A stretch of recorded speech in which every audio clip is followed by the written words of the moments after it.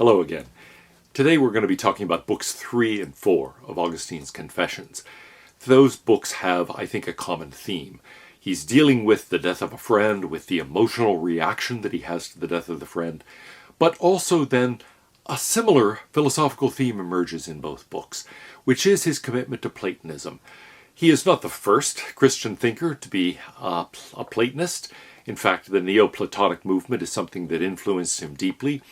And so this is not entirely new. Nevertheless, the way he builds on it, the way he uses Platonic philosophy to structure his own theology, his own philosophy, is really quite striking and a major intellectual development. So let's start with the beginning of Book 3. He was a student at Carthage. I came to Carthage, and all around me hissed a cauldron of illicit loves. As yet I had never been in love, and I longed to love. And from a subconscious poverty of mind, I hated the thought of being less inwardly destitute. I sought an object for my love. I was in love with love. He says, my soul was in rotten health. In short, he's looking for something outside of himself to give his life value, to give his life meaning. And as we'll see as these two books develop, it turns out that's a mistake, at least if you're looking outside yourself without looking to God. To look toward love, there's nothing wrong with that per se, but to the extent that you attach that love to a romantic partner, to a friend, to any material object, anything in this visible world, you're going to end up disappointed. None of those things have the stability, the permanence that enables them to become fully satisfactory. A love of God, on the other hand, he will say, is very different from that. He ended up thinking that, well, all of this is really leading him away from God, further and further away. I loved my own ways, he says to God, not yours. The liberty I loved was merely that of a runaway, somebody who is temporarily running away, temporarily free, but still being chased by something. But something changes him. He reads a dialogue, now lost, of Cicero's called the Hortensius, and that changes his life. We don't know much about the Hortensius except what Augustine himself quotes, but it seems to have been a dialogue that was arguing in favor of the importance of philosophy and more generally the liberal arts, as opposed to purely practical considerations. He says, the book changed my feelings. It altered my prayers, Lord, to be toward you yourself. It gave me different values and priorities. Suddenly every vain hope became empty to me, and I longed for the immortality of wisdom with an incredible ardor in my heart. So the Hortensius suddenly made him realize that there are more permanent things, there are more permanent truths, and it's worth studying those. He said, I read this book not for sharpening my style, which he often did as he was practicing rhetoric, hoping eventually to be a lawyer or a government official, but instead, he says, I read this for the content. I read this because it was saying something really important to me. He quotes Cicero. The point is not to study one particular sect, but to love and seek and pursue and hold fast and strongly embrace wisdom itself, wherever found. So that's what he dedicates himself to in Carthage. He doesn't get away entirely from material concerns, from sensual concerns, but on the other hand, he recognizes there's something deeper, something more lasting, more eternal, and he begins to focus on that, turn his attention to his studies into the more lasting things. He says priority goes to your spiritual creation rather than the physical order, however heavenly and full of light. And now he gives us a kind of analogy here, and an analogy that is closely related to Plato's divided line. He says food pictured in dreams is extremely like food received in the waking state, yet sleepers receive no nourishment. They are simply sleeping. But those fantasies had not the least resemblance to you, as you have now told me, because they were physical images, fictional bodily shapes. But more certain objects of knowledge are the actually existing bodies, which we see with our physical sight, whether they're celestial or earthly. We see them just as beasts and birds do, and they're more certain than the images we form of them. Now here we get the first part of Plato's divided line. Plato talks about the visible world and says we might draw a distinction in the visible world between the things that are mere shadows, mere reflections, images, pictures, and then the things themselves that are depicted, that cast the shadows, that are reflected in the water or the mirror, and so on. And so he's saying here similarly, yes, food in dreams or looking at a picture of food, that doesn't nourish you. That doesn't satisfy hunger. Those things are part of the world. There are shadows, there are reflections, there are images, there are representations, pictures, and so on. But they don't have the same degree of reality as the things themselves. A picture of your loved one is a good thing, but the loved one is better. And so the point here is that we've got a sort of division now within the visible world, between the physical realm, between the things that are merely reflections, shadows, images, dreams, representations of one kind or another, and the things that they are representations of.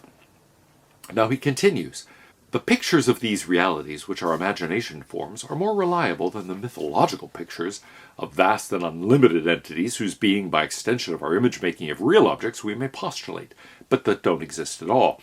So, after all, when we think about the images, we realize we can craft images, we can manipulate pictures, we can make sculptures of things that don't exist. I can make a sculpture of a centaur. I can take a picture and manipulate it so that it doesn't look anything like the object that originally was depicted. I can paint something that is complete fantasy. I can paint something out of a dream that doesn't exist in reality.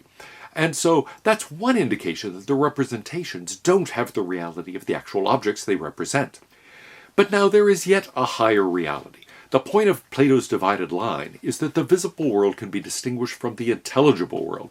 The intelligible world is the world, well, in Plato, of forms, of the abstract forms. Initially, as we go up the line away from the physical objects, mathematical forms that describe the shapes, for example, the number and so on of physical objects. And so they're still, in some way, they're not physical. When we think about a triangle and prove something about a triangle in geometry, we're proving something not about an individual physical shape, but about a general kind of shape, an abstract form that those shapes might have. But then we can go even more abstractly to general concepts that aren't tied so directly to things in the physical world. It's one thing to move to the abstract form of a triangle or a circle, but another thing to start talking about justice or the good or God.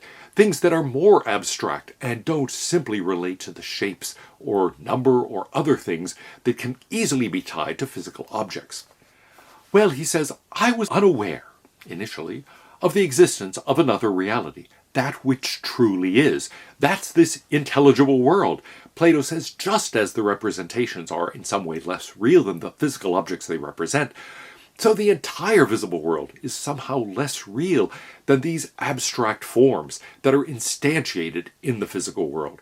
The structure of the physical world itself is revealed in this realm of forms, and that has a deeper reality, a greater reality, a more lasting, eternal reality. He says, it was as if some sharp intelligence were persuading me to consent to the stupid deceivers when they asked me, where does evil come from, and is God confined within a corporeal form? Has he hair and nails? Can those be considered righteous who had several wives at the same time and killed people and offered animals in sacrifice? All of these are Manichaean arguments against Christianity, and specifically against really the Old Testament being in any way divine or revealing the ultimate nature of reality. So he was well aware of these arguments. And he says, for a while I was taken in by them. I thought, yes, God must be something that is actually part of this visible physical world, and that leads to all sorts of problems and puzzles. He says, in my ignorance, I was disturbed by these questions. While traveling away from the truth, I thought I was going toward it. Here we see something important. Remember, in thinking about what was wrong in stealing the pear, he says, really what was happening there is I was turning my back on God. I was going in the opposite direction. I wasn't ranking some other lesser good above a higher good, especially allegiance to God or the ethical right thing to do or something like that. No, I was turning my back on God and the right thing to do altogether. I was not seeking another good. I was just trying to be wicked for wickedness' sake. And here we get a similar story. I was turning away from these higher things. I was going in the opposite direction, from the direction I should have been going. I should have been moving from the shadows and reflections to the objects, to the mathematical forms, to the more abstract forms. Instead, I was going in the opposite direction. He said, I didn't know that evil has no existence except as a privation of good. In other words, we'll come back to this theme and expand on it much more later. But in his view, evil is simply an absence. It is a lack of good. It's not itself a presence, an entity, an object in the world. So what are among the things that are eternal, that are more real? Well, in part, God's law. He says the law itself remains unaltered everywhere and always. Of course, he doesn't mean a legal code. Legal codes can change. Congress can pass laws. Legislatures, kings, queens, governors, all of these people can affect what the law is in that sense. But he's talking here about something more abstract. The moral code, the moral law, the law written on our hearts by God. That's something that doesn't change. It remains unaltered. In every place and time, the same law appears. What are other things that are eternal? Well, justice, the good, what is holy. Those things are determined by considerations, by principles that are eternal, that are given by God, that do not change with time and place. They express all of this in all times, he says, in a far more excellent and sublime way than any human conception of these things. It doesn't in any way turn out to be subject to variation. It is not given all at once, however, but at various times it's prescribed in differing contexts. What's proper for the circumstances? Can it be wrong, for example, he says, at any time or place, to love God with all your heart and with all your soul and with all your mind, and to love your neighbor as yourself? The implied answer is no. These are things that are good no matter what. You are to love God with all your heart, soul, mind, and strength, to love your neighbor as yourself every time, any place. This is something that is an enduring truth that does not change.